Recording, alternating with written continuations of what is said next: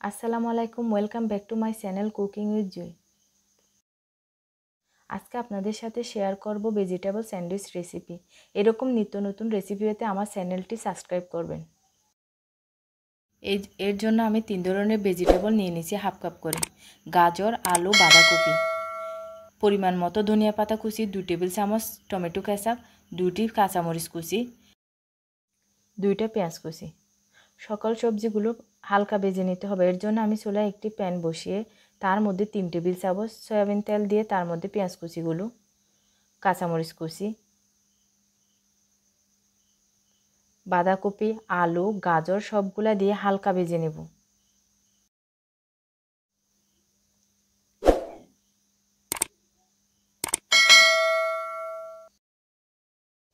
এই পর্যায়ে দিয়ে দিব স্বাদ মতো লবণ।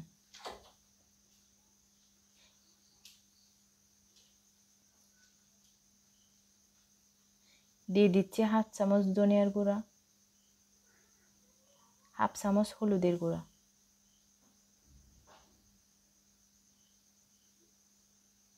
ঢাকনা দিয়ে কিছুক্ষণ রেখে দিলাম।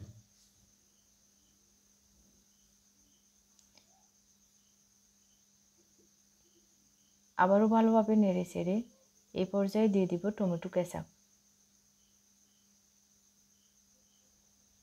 কেটে রাখা ধনিয়া পাতা কুচিগুলো দিয়ে আবারও ভালোভাবে নেড়ে চেড়ে মিশিয়ে নিতে হবে।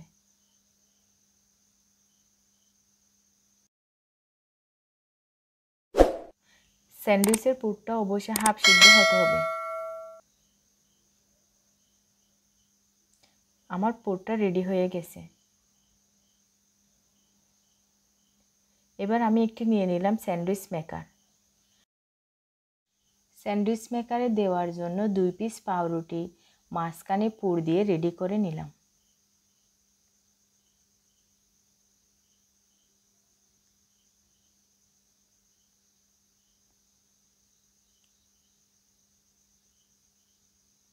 এভাবে আমি সবগুলো পাউরুটি রেডি করে নিচ্ছি।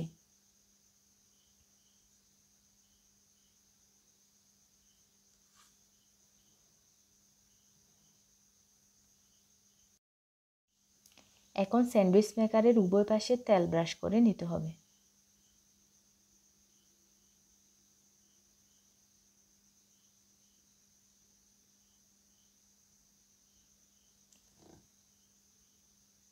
মেকারে রেডি করে রাখা পাউরুটিগুলো বসিয়ে দিলাম। ভালোভাবে চাপ দিয়ে এটা সিল করে দিতে হবে।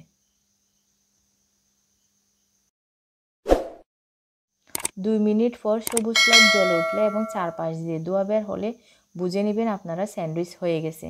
এই পর্যায়ে আমাদের স্যান্ডউইচ মেকার অফ করে স্যান্ডউইচগুলো বের করে নিতে হবে।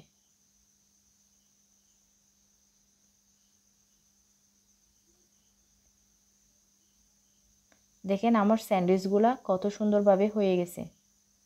এখন মেকার থেকে নিয়ে পরিবেশনের জন্য রেডি করব।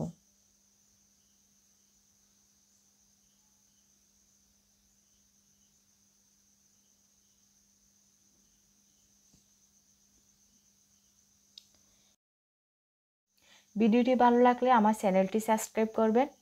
সেই সাথে আমি বিদায় নিচ্ছি। আল্লাহ হাফেজ।